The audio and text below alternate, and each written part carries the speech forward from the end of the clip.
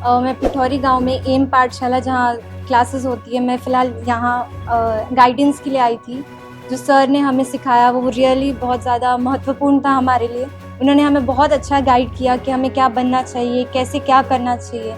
आज उसी गाइडेंस से हमें समझ में आ रहा है कि हम कहीं से भी बिलोंग करते उससे कोई फ़र्क नहीं पड़ता, हम क्या करते उससे भी फ़र्क नहीं पड़ता। अगर हम मेहनत करेंगे तो हम ज़रूर कुछ बन सकते हैं और हमें सबको हमारे में काबिलियत है कि हम कुछ भी बन सकते हैं। तो हमें पढ़ना चाहिए, लिखना चाहिए, उसी से हम कुछ बन पाएंगे सर की तरह। आज के मोटिवेशन सर ने हमें ये बताया कि दुनिया में बहुत सारी हमारी इंडिया में बहुत सारी ऐसे चांसेस है जो हम बन सकते हैं, जैसे डॉक्टर, इंजीनियर, यूपीएससी में हम आईएएस बन सकते हैं, आईपीएस बन सकते हैं। ऐसे बहुत सारे कॉम्पिटिटिव एग्ज़ाम्स के बारे में बताया जो हमें शायद पता नहीं था। सर ने ऐसे अलग अलग कॉम्पिटिशन्स के बारे में बताया जिसे हम क्रैक कर सकते हैं, चाहे कितना भी मुश्किल एग्ज़ाम क्यों ना हो, हम क्रैक कर सकते हैं। और गांव के भी बच्चे हो तो उससे कोई फ़र्क नहीं पड़ता। सर ने हमें ये प्रेरणा दी कि हम गांव के भी होके फिर भी कुछ कर सकते हैं। पहले तुम्हारा क्या एम था? आप सर ने बताया क्या करना? पहले मैंने डिसाइड नहीं किया था कि मुझे क्या बनना है, बट अब सर के गाइडेंस की वजह से अब लगता है कि मैं भी सिविल सर्विसेज क्रैक कर सकती हूँ।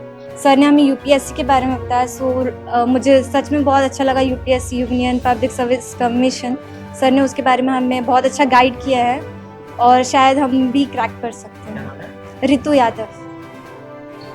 ये जो एम पाठशाला के बारे में बताना चाहता हूँ कि मैं और विजय हम दोनों एक ही बैच के ऑफिसर हैं। हम लोगों ने साथ में सिविल सर्विस एग्ज़ाम पास किया और शुरू से ही 2014 से ही जब से हम लोग मिले हैं, हम लोगों की यही कोशिश रही है कि हम सब मिलके हम इसी गाँव ग्रामीण परिवेश से, इसी समाज से आके हम लोग यहाँ तक तो पहुँच गए हैं। लेकिन अभी भी बहुत सारे ऐसे बच्चे हैं जिनमें टैलेंट है, जिनमें प्रतिभा है, जो मेहनत कश भी है, लेकिन कहीं ना कहीं उनको सही मार्गदर्शन नहीं मिल पाता है, उनको एक सपोर्ट नहीं मिल पाता है, गाइडेंस नहीं मिल पाता है, जिसके वजह से वो बहुत आगे अपना करियर नहीं बना पाते हैं और उनका जो एक सपना होता है उस मंजिल तक वो नहीं पहुंच पाते हैं। तो इसी को ध्यान में रख के हमने सोचा कि अगर हम समाज के लिए कुछ करना चाहते हैं तो एजुकेशन में कुछ हम करें अपने बच्चों के लिए, अपने समाज के लिए, तो बेहतर होगा।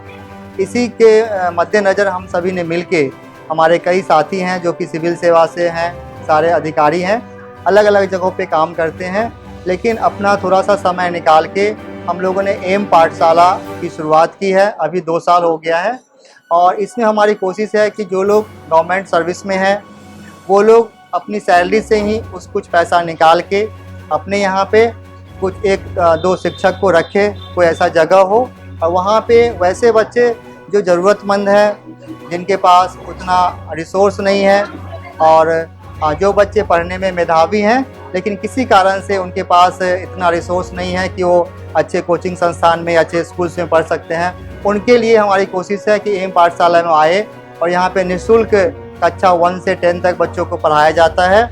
और साथ में हम लोग जैसे ही छुट्टी पे घर आते हैं तो हम लोग भी उन बच्चों को गाइड करते हैं और उनको सीधे बात करके उनको जो अलग अलग हमारा कॉम्पिटिटिव एग्ज़ाम होता है उसके बारे में भी उनको हम गाइड करते हैं, सो दैट कि बचपन से ही उनको एक सपना रहे कि आगे पढ़ लिख के 10th के बाद, 12th के बाद, ग्रेजुएशन के बाद उनको कौन सा डायरेक्शन पकड़ना है, कौन सा कोर्स लेना है और कैसे वो लोग भी गांव से रह के भी एक अधिकारी बन सकते हैं, आईएएस ऑफिसर बन सकते हैं, डॉक्टर्स बन सकते हैं, इंजीनियर्स बन सकते हैं। इन सारे चीज़ों के बारे में जो हम लोगों का एक प्रयास है एम पाठशाला के माध्यम से, उसी प्रयास के तहत मैं इसमें आया हूँ। और यहाँ अभी हमने बच्चों से बात किया, इसमें हर एक स्तर के बच्चे हैं, कुछ इस बार 10th का एग्ज़ाम देने, वो लोग कंपटीशन की तैयारी करना चाहते हैं। उससे बातचीत में हमने उनसे पूछा, उनके बहुत सारे डाउट्स थे, उसके बारे में बताया और हमारी कोशिश रही कि हम सभी में से कोई ना कोई निरंतर यहाँ पे आते रहें और बच्चों से इंटरेक्ट करते रहें और उनका मार्गदर्शन करते रहें।